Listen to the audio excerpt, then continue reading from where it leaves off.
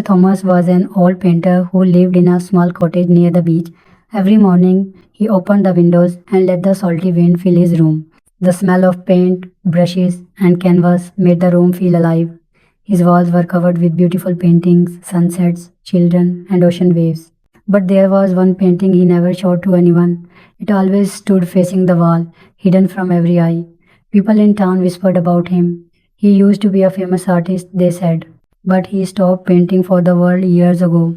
Mr. Thomas didn't argue. He just smiled gently and continued painting, as if his colors were the only friends he needed. One afternoon, a young boy named Jack walked past the painter's window. He stopped and stared. The old man was painting a golden sunset. Mr. Thomas looked up and smiled. Do you like colors, young man? Yes, Jack said shyly. But I'm not good at drawing, Mr. Thomas chuckled. No one is good before they start. Come in, let me show you. Jack hesitated, then stepped inside the warm, cozy studio. The smell of paint mixed with sea breeze felt magical. Mr. Thomas handed him a brush. Paint what you feel, not what you see. That day, Jack painted his first wave. It wasn't perfect, but it was full of heart. From that moment, Jack started visiting the painter every day after school. They painted together, sometimes talking, sometimes just listening to the waves. One rainy evening, as thunder rolled outside, Jack helped Mr. Thomas clean the studio. While moving a stack of canvases, Jack accidentally knocked one over. It was the hidden one, the one that always faced the wall. When it fell, Jack froze. It showed a young woman holding a baby, smiling at the sea. The colors were soft, warm, and full of love. Mr. Thomas slowly walked to it, eyes filled with tears. She is beautiful, Jack said.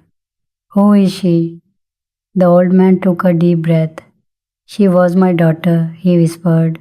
And that baby she's holding was her son. Jack looked confused. What happened to her? She died when he was only 2. I was busy with my exhibitions, painting for money, fame, and people who didn't care. I wasn't there when she needed me the most. Tears rolled down his wrinkled face. Since that day, I couldn't paint the same way again. I turned the painting to the wall so I wouldn't see my mistake every morning. After that day, the studio felt different.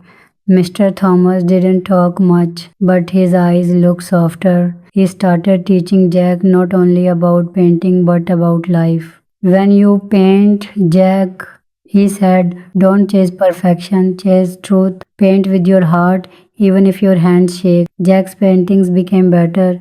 He painted sunsets that felt alive, full of feeling and honesty. Every time he painted, he thought of Mr. Thomas's daughter and how love can live inside colors.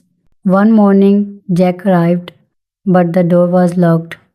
Through the window, he saw Mr. Thomas sitting in his chair, brush in hand, eyes closed. The old man had passed away peacefully while painting. Beside him was a letter addressed to Jack. Jack opened it with trembling hands. My dear boy, you gave me the joy I lost years ago.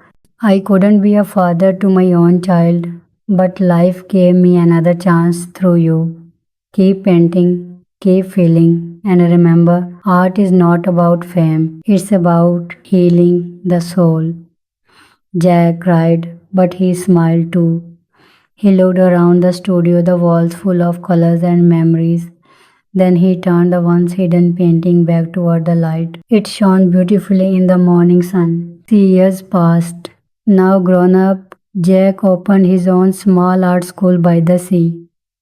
On the main wall hung Mr. Thomas's last painting, a sunset with 2 figures painting together. Whenever students asked, Who are they, sir? Jack smiled and said, Just 2 painters who believe that love can live forever through colors. Every color hides a story, every story heals a heart.